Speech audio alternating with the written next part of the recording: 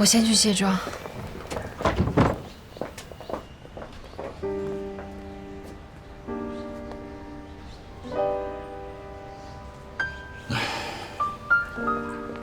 这个薛林简直就是个巫婆。哎，你不是说找我有事吗？什么事儿？没什么事儿，现在最重要的事儿就是保护杏，其余的都不重要。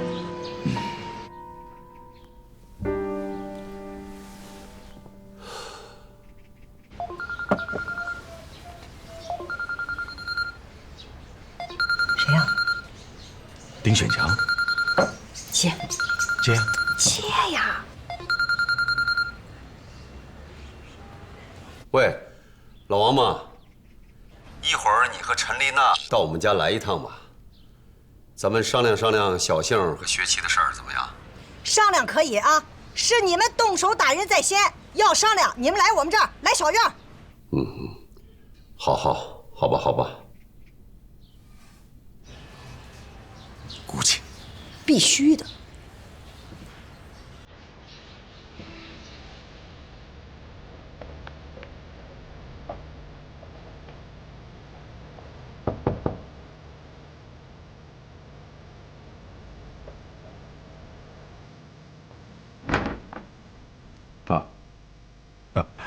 你们都来了，进来吧。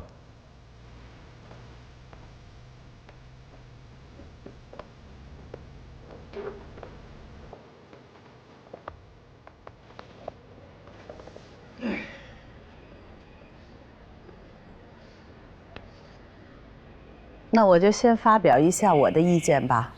我坚决要求我们家丁学琪跟王小杏离婚。我们家不需要这样的儿媳妇儿。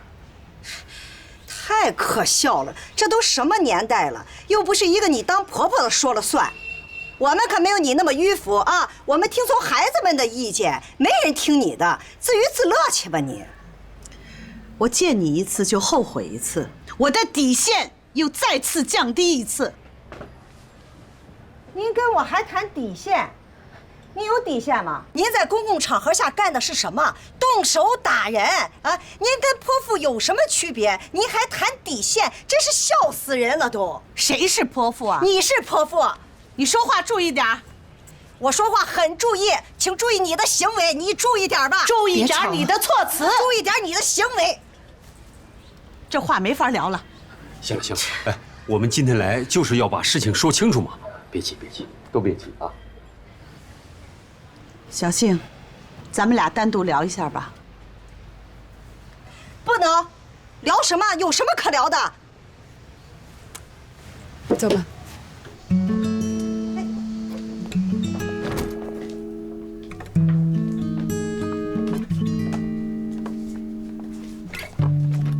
不好意思啊。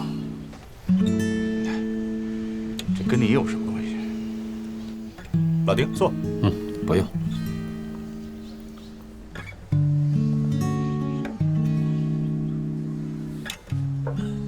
妈，你说吧。小杏，来，照着我的左脸扇一巴掌。不可能。你打呀！这是你自己不打的，别怪我。咱们两个扯平了。我承认我动手打你是不对的，我现在向你道歉。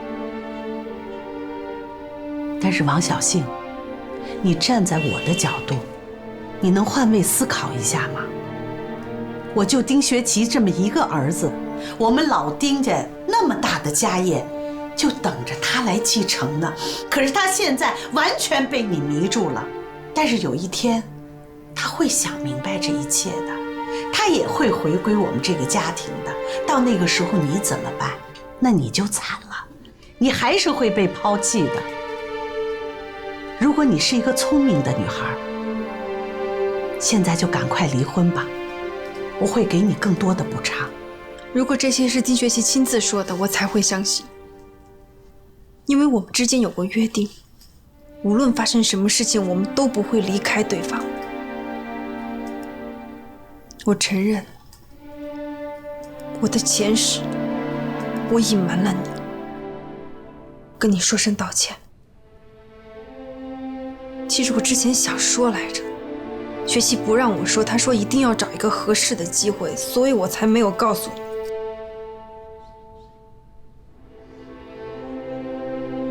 不过现在说这些都没有用了。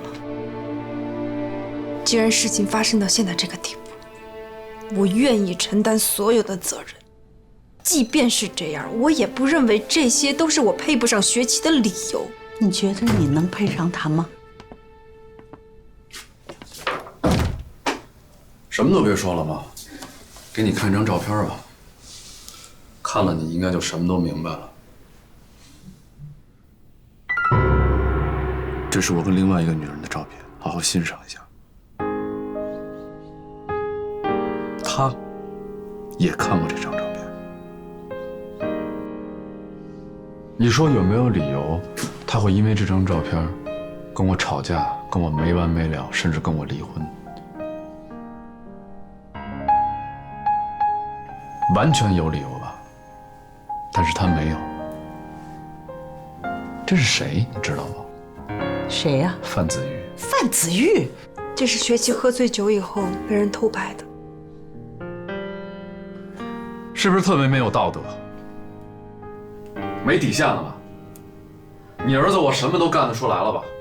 丁学奇，我是你妈，你怎么能这样对我呢？如果你要再这么逼我的话，我只能跟你们说再见了。你们走吧，这是王小杏家。学习，你这样的处理方式是不对的。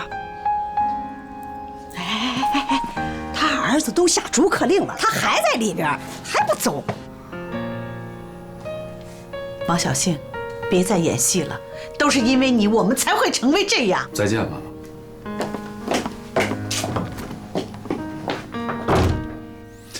Sorry。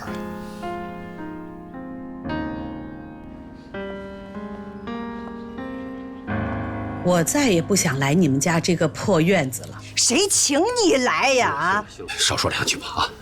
那我们走了啊。哎，老丁。太可笑了，简直是疯子！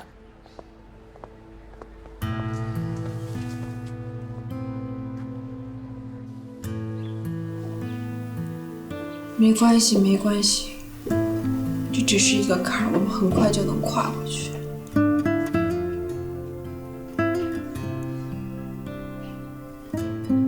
我妈从来不会这样，真的。她已经不是我认识的那个妈妈了。中邪了，你懂吗？就人格都已经出现问题了，就他背后一定有人指使他。不管谁指使他，老婆，他都不能做出那样的事情，干出那样的行为，你懂吗？这是什么呀？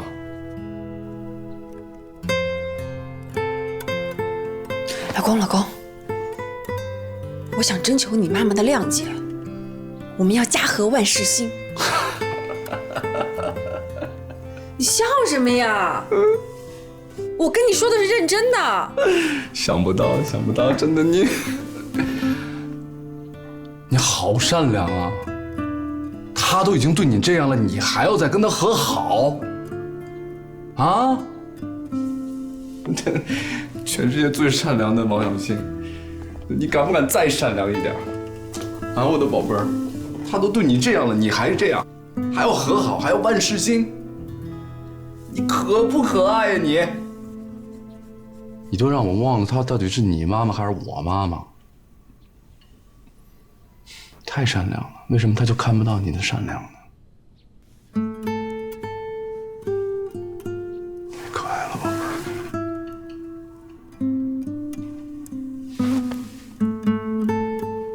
但是有一件事情你做错了。什么事情？哼，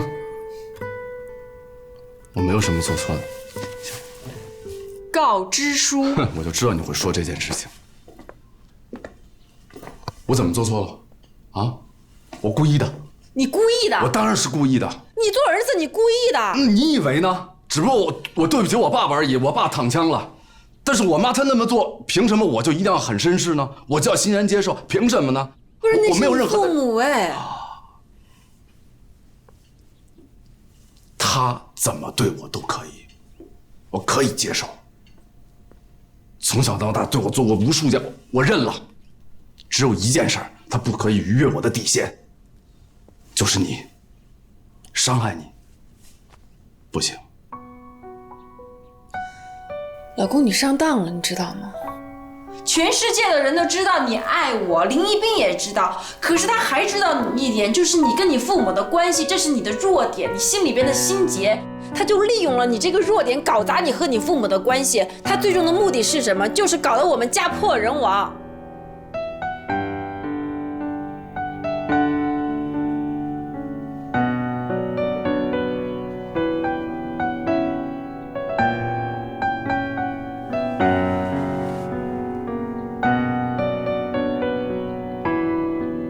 我知道你很难受，可你真的不应该写那个告知书。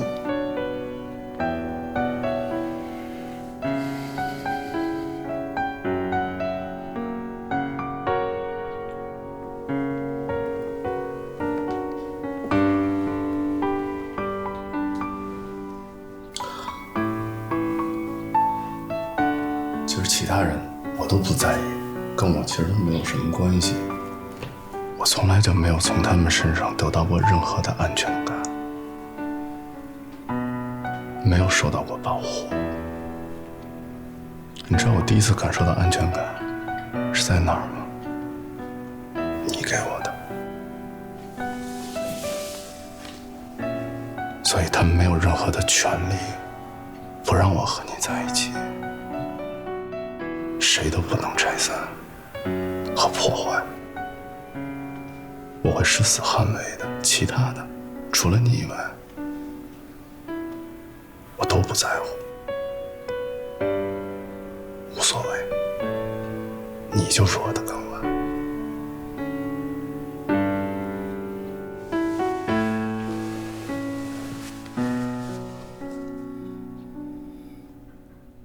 永远挺高的港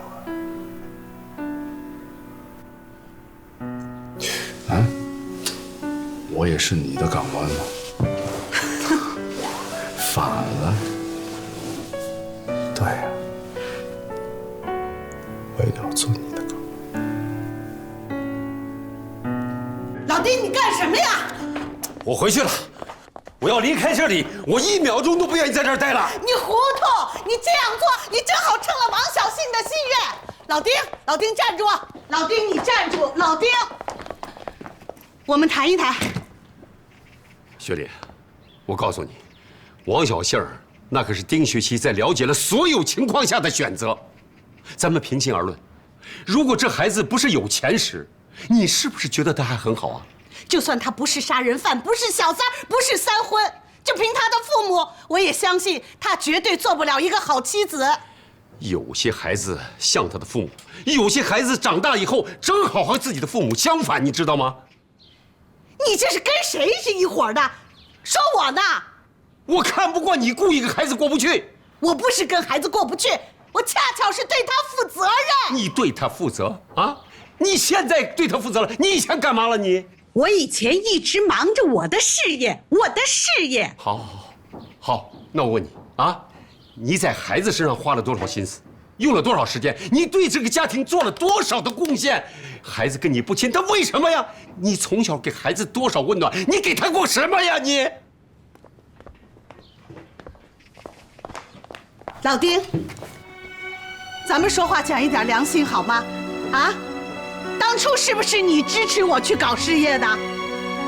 那个时候我要考研究生的时候，学期才3个月，我去补习班，一边补习一边带孩子，一边哭一边复习。你跟我说，只要你高兴啊，你干什么我都支持。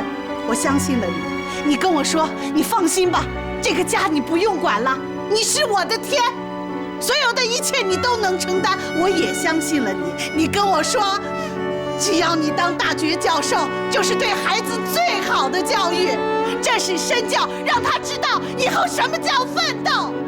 所以我相信了你。我就这么多年一直努力着，我到了今天，你跟我翻这些旧账干什么？你有意思吗？我翻这些旧账，我不是为了责怪你，我是要提醒你，你没有给孩子那么多温暖，你现在突然对他有这么多的要求，他会逆反的，他这是正常的反应。你想得到儿子的温暖吗？啊，你又要对他有起码的尊重，起码的理解，你知道吗？我还不够尊重他，不够理解他吗？我把所有的怒火全部发到王小信身上了，我都舍不得说我儿子半个字。你不会当妈，你根本就不会当妈。对，我不会当妈，我活得太悲哀了，我活了这么大岁数，我连个妈都不会当。我没看到你对儿子的尊重。什么叫尊重？我是个老师，难道我不知道什么叫对学生的尊重吗？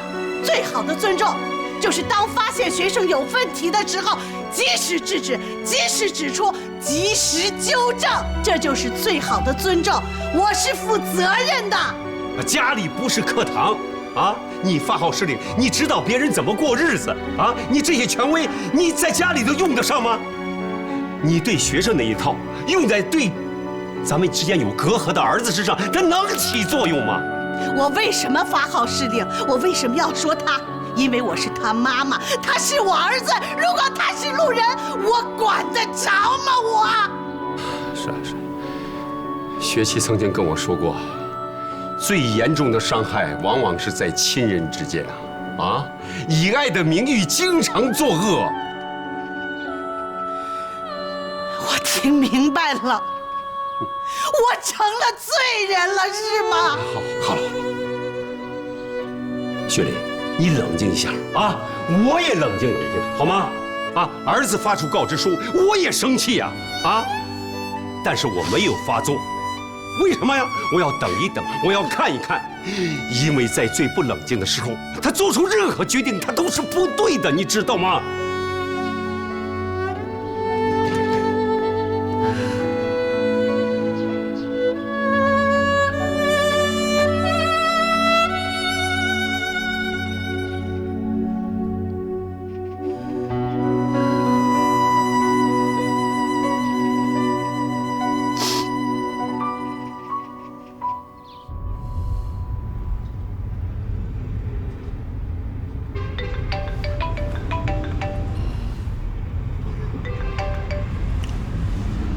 喂，哦，老王啊，老丁啊，你说昨天这些事，局面搞得这么难看，不能就这么下去啊！我呢，想找你聊聊。哎呀，事情已经成了这样，我也没想到啊！我爱人现在已经完全没有理智了。哎呀，你说，一边是我老婆，一边是我儿子，我也无能为力啊。我只好先回老家去了。老丁，不是你千万别激动啊！你这样，我跟你见个面，好吧？哎呀，还是不见得好。我现在已经在去机场的路上了。不是，你现在就在机场的路上？对呀。既然这事儿我管不了了，也只能先由他去了。那这样吧，我现在马上去机场，你在机场等我一会儿，咱们见面好好聊聊，行吧？就这样吧，啊。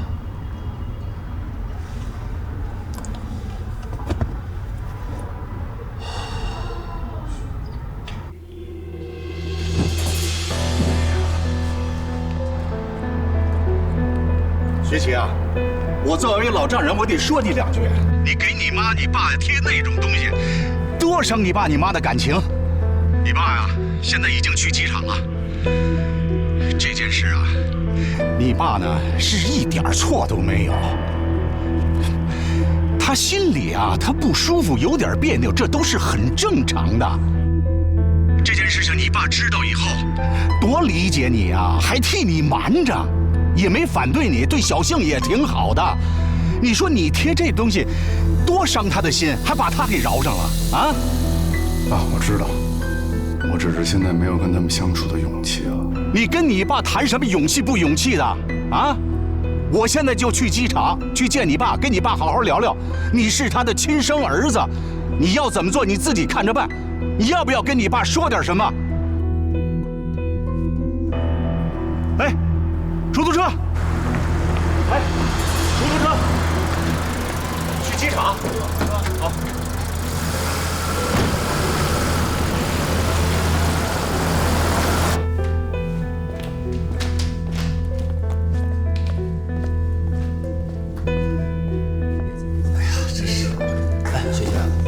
雪琪，哎，你坐，总算把你给盼来了。没事，你坐，慢慢说，怎么了？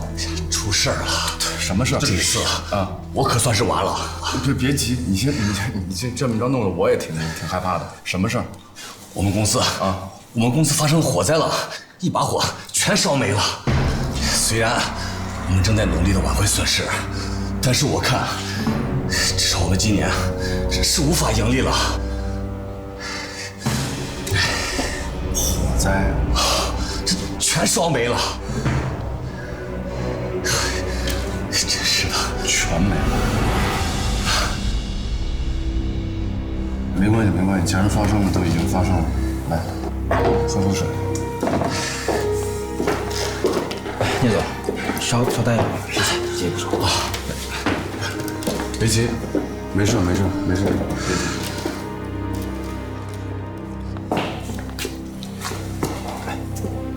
不盈利的话，你跟老白补充协议怎么办？对，我知道，但已经发生了，那能怎么办？走一步看一步呗。老白那边我会去解释，别急，好吗？哎，帮我个忙，我现在去趟机场。有事打给我，好，帮我安排他一下。好，谢谢，慢点开啊，别慌啊，别慌。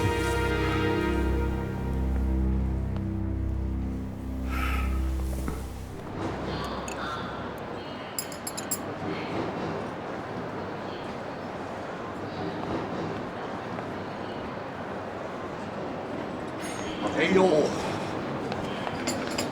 老兵啊，来，不是，你怎么回事啊？你说走就走啊？不是，你就这么走了？这像什么话？这算怎么回事呢？这，老王，你说我怎么还能待得住啊？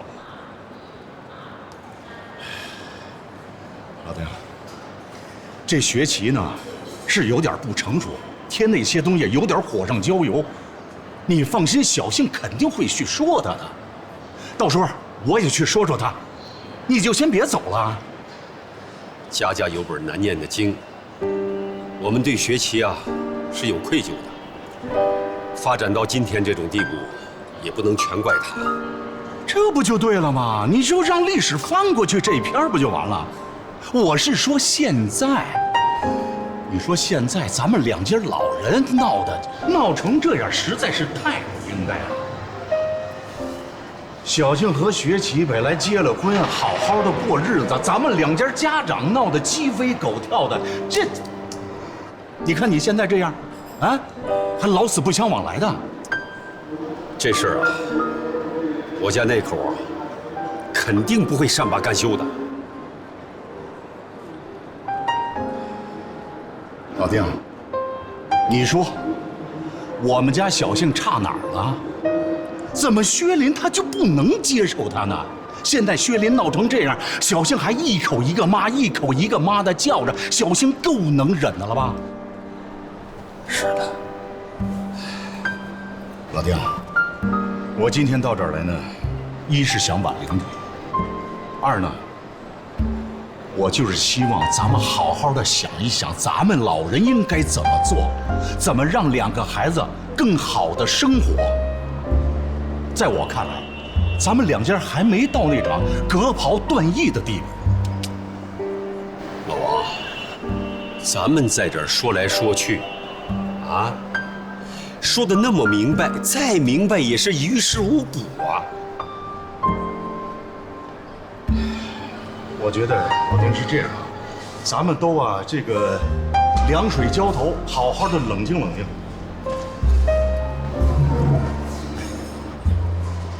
过来近点去。你看咱们能不能这样，让小庆和学琪两人生个孩子？你想他们要是生孩子以后，这个事儿就会慢慢的缓解了。没有过不去的坎儿，您说这坎儿通过时间的流逝就可以过去了。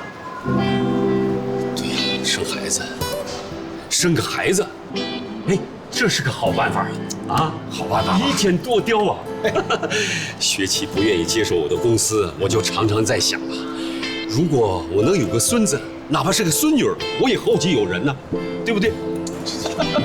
什么叫后继无人呐？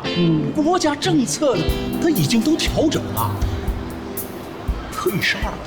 是，那样就太完美了，我的心愿也了了。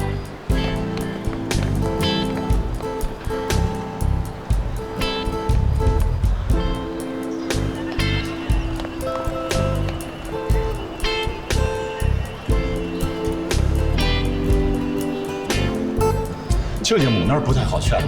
哎呀，他呀，现在是更年期，整个一个狂躁症。年轻的时候的脾气就不怎么好，现在就更不要提了。哎，但是只要咱们能够坚持，他也不能硬来呀。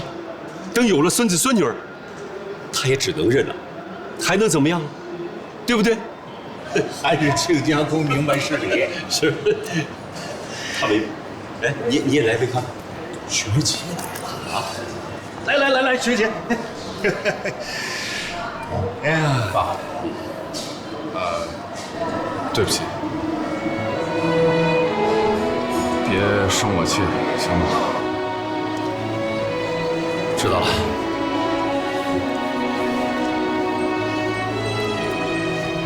我送了你。慢走。哎呀，丁学奇同志啊，你这还算比较像话啊！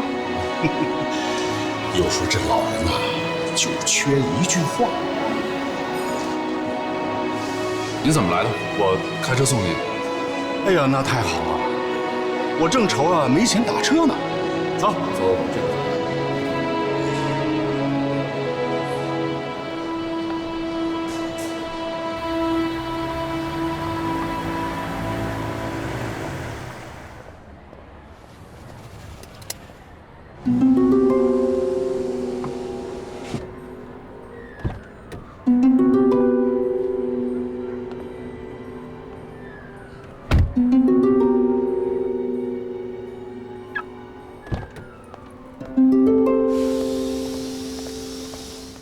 李成，尝尝这茶啊！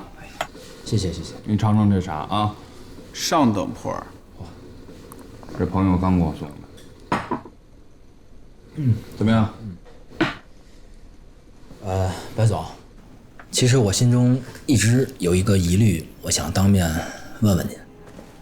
疑虑？什么疑虑？我有句话直说了。您想当初您让我把您介绍到公司帮我还债，现在要给我买房买车，不会是因为上次那件事情吧？哎呀，一成啊，我跟你说，你这人什么都好，就是啊，心里埋的事儿太多，老是瞻前顾后。你说我给自己的员工、给自己的合作伙伴提供好的生活条件、好的生活环境，这有什么错吗？我不就是为了能让你踏踏实实工作，对吧？好为公司赚钱啊！啊，当然。你要说我一点私心没有吧，那也不是。我就想着等将来这公司发展壮大了，我呢拿个大头。但这你应该能理解吧？我明白。可是，那您为什么要逼着学习签那个军令状呢？哎呀，你说你这话说的，什么叫逼呀？学习人这性格你不是不了解，他行事风格太猛烈，我必须得跟他签署这么一个协议去制约呀。说制约也不是太准确，就是我总得有一东西去把着他，让他做事情、选择项目的时候稍微谨慎一点。那目的很单纯，我就是为了这公司好啊。这没问题吧，李长？啊，你想，咱们现在都是一家人了，我怎么可能害他？我害他不等于害我自己吗？是不是？行，既然您当面这么说了，我也就，只要您对公司好，对学习好，我这边没问题。好，别有那么多顾虑啊，咱们都自己把自己的事做好啊。还有一成啊，开心点，轻松一点啊，别老是心事重重那样。我呀，让人给嘟嘟带了点衣服，然后我这回头我让秘书给你送过去啊。你太客气了。再喝点。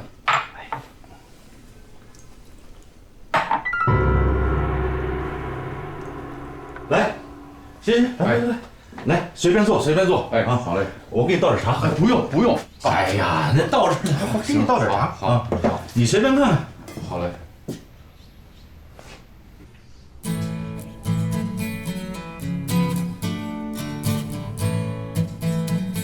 哇，爸，这些钟钟表表的都是，哎，我跟你说吧，这些钟表啊，是我这辈子收藏。您还有这爱好？我跟你说啊，我就喜欢钟表。这钟表呢，它这个滴答滴答的声音啊，就提醒我要珍惜生命的每时每刻。哎，这些钟表你爸也看过。哦，是吗？我们老哥俩的还都商量好了，给我办一个钟表展览。哦，是吗？那太好了。哦，到时候我们可以给您赞助什么的啊。不用了，不用了。是这样，我呢一直欠着杨晓东的钱。哎呀，欠他这笔钱啊，让我是寝食难安。时间不能再拖了，我就找了一个专门收藏钟表的人，他说呀，5万块钱他全收。多少钱？5万。5万。爸，来，您坐。哎，来，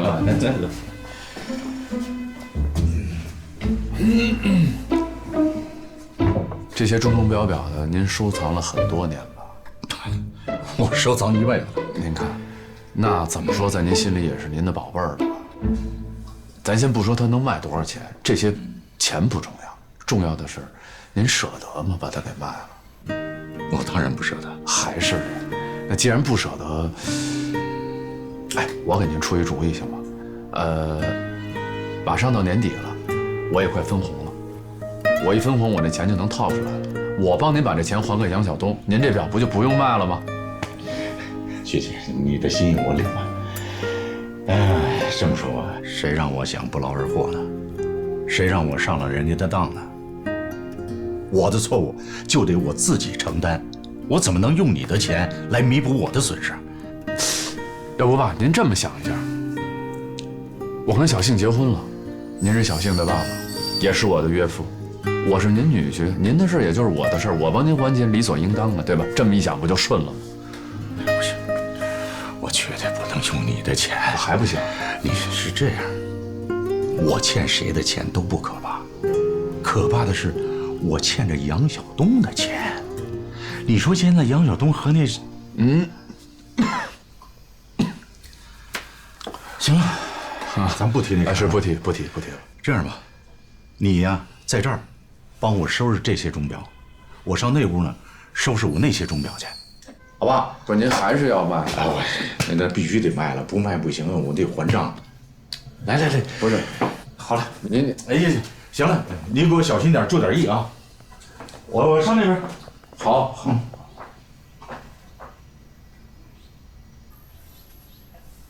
5万。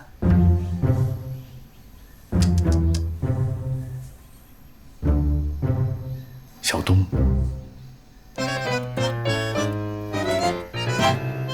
才上线第2天就卖出这么高的票房，哇塞，直奔大片去了！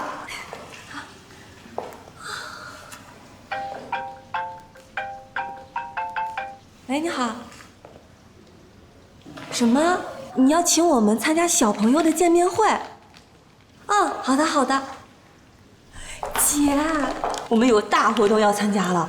有100个孩子组团出国演出前看了我们的片子，要求和我们主创见面呢。太好了，看来我们这次得到了充分的肯定啊！哎，姐，你知道吗？你在网上被打的事都炒翻了。我一条都没看，我已经习惯这些无聊的炒作了。关键是还有人说你婆婆是片方雇来的演员，故意打耳光。随他便吧。丁大哥怎么样了？你丁大哥呀，现在可软弱了。我们俩现在是倒过来了，我还得安慰他呢。也是，丁大哥也确实是挺为难的。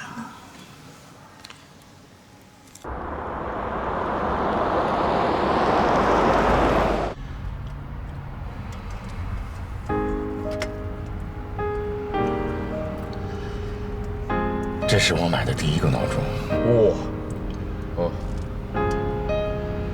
我们还是年轻的时候，那个时候我和小星他妈还都在上学。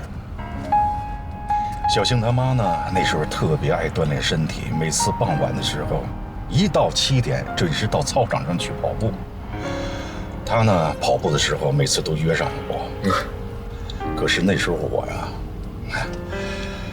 真是看起书来了就着迷，每次他约我，我都会迟到。小星他妈一见到我，总是批评我。后来我就咬了咬牙，花了我几个月的零花钱买了这个闹钟。你别说，从那以后呢，我就再也没迟到。馒头啃咸菜，我真是没白吃啊。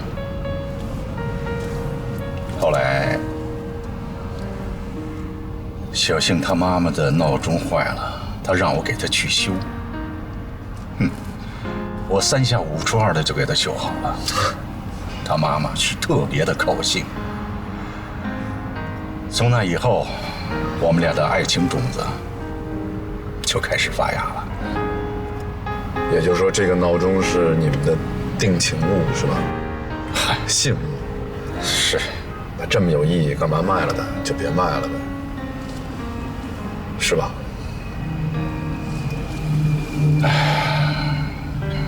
这个闹钟啊，是最应该买的啊。行了，学姐，不说闹钟的事了。哦，好，好。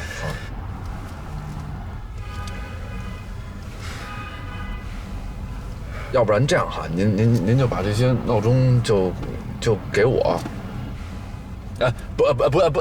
不是给我爸，是这样的，我呢就在我这儿留一天，我看我有没有这个喜欢收藏闹钟的朋友，我重新再给您估一价，我看看能不能再估得高一点，对吧？这样的话，如果估高了，这您不是价值会更高吗？这么深的回忆，对吧？有这么不是你说的是真的假的？真的真行，真能估高点啊？我不敢保证啊，但是就是试一天呗，就1天，行不行？给我1天的时间让我试一下，好吗？当然估高点更好啊！对，是估高点更好。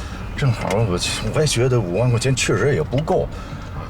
那行，学习那就听你的。好的，好的，我这样，我再给您送回去，然后这些闹钟就先放我车上，然后我就1天，好吧？就1天。行，那就麻烦你了。哎，不麻烦，爸，应该。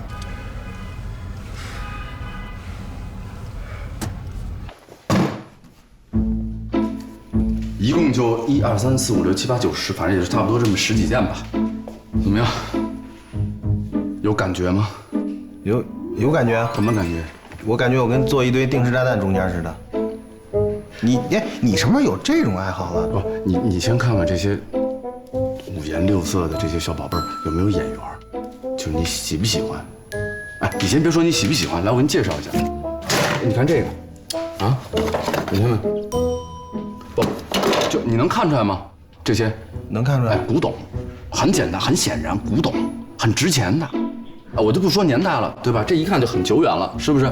啊，你再看这个，这很显然，乾隆的，对吧？不，你等会儿，这边，你等会儿，是乒乓球乾隆的。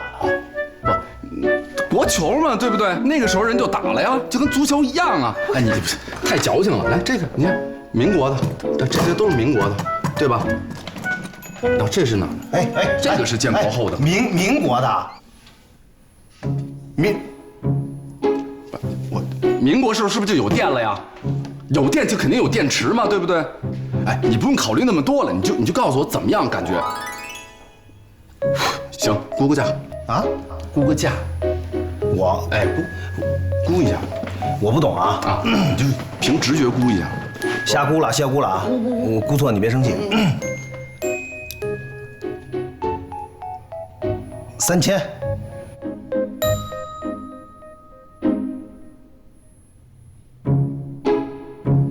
如果你要就是在估之前想一想咱俩的关系，这样啊，重新估一下2500。好，我说实话吧，这些古董小宝贝们是我岳父的。你岳父？哎，我岳父的，他把这些给卖掉了。啊，他要卖多少钱呢？人家答应5万块钱收，人家在坑他，明白了吧？明白了吧？就是我岳父想把这些小宝贝拍卖，他是不是从你那儿借了20万？